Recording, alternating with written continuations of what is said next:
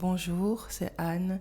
Pour être de moins en moins victime des narcissiques masqués, il était premièrement important de clarifier ses valeurs, ses non négociables, d'aller chercher peut-être ce qui serait l'opposé des 5 grands regrets pour avoir une vision d'une vie qui nous ressemble. J'ai mis l'accent sur les 4 niveaux de lecture indispensables à avoir pour véritablement se libérer de toute conséquence émotionnelle, psychologique ou mentale liée à une relation qu'on a eue auparavant ou qu'on a entretenue avec une personnalité qui était finalement narcissique masquée.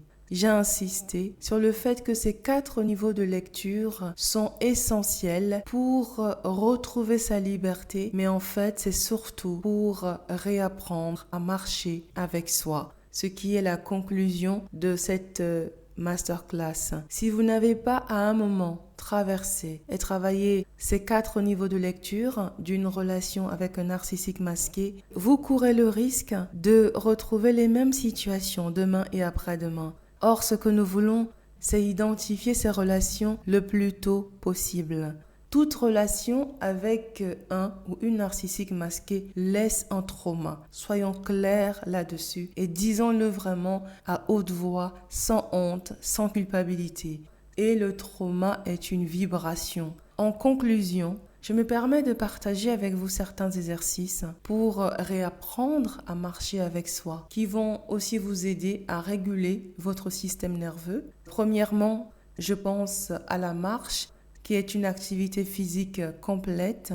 Marcher aide à se réguler émotionnellement. Cela instruit le corps qu'on n'est pas en danger, que le monde est sûr. C'est la chose la plus instinctive que sait faire un être humain. Et si vous n'aimez pas beaucoup marcher, peut-être aimez-vous la danse. Danser indique au corps qu'on est heureux. Et on libère aussi les émotions négatives à travers les larmes. Allez-y, pleurez, libérez-vous, parce que ce n'est peut-être pas vous qui pleurez, mais une partie de vous qui avait besoin de se libérer émotionnellement.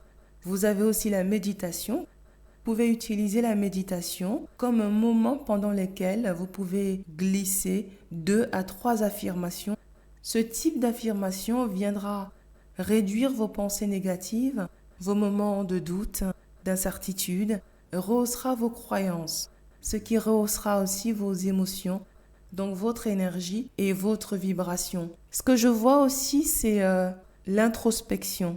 Pour moi, c'est important de prendre des rendez-vous avec soi-même pour challenger ses croyances, sa vision et surtout retravailler sa sécurité intérieure. Toute sécurité intérieure, même celle d'une personne sécure, est toujours à repositionner après toute relation impliquant un narcissique masqué. Et enfin, il y a 2 outils, ceux du système familial interne ou intérieur, à connaître par cœur d'après moi, soit les 8 C et les 5 P du vrai soi, développés dans les années 90 par le psychothérapeute Richard Schwartz. Parfois nous-mêmes, nous nous éloignons du vrai soi. Quels sont donc ces 8 C qui sont les qualités d'être du soi? C'est le fait d'être calme, c'est la clarté, la compassion, la connexion ou connectivité, la confiance, le courage, la curiosité et la créativité. Cela demande bien évidemment un état d'esprit, ici catégorisé par les 5 P. 5 P pour présence, patience, perspective, persistance et playfulness en anglais. Peut-être qu'on peut le traduire par la capacité à pouvoir être joyeux, ne pas toujours se prendre au sérieux.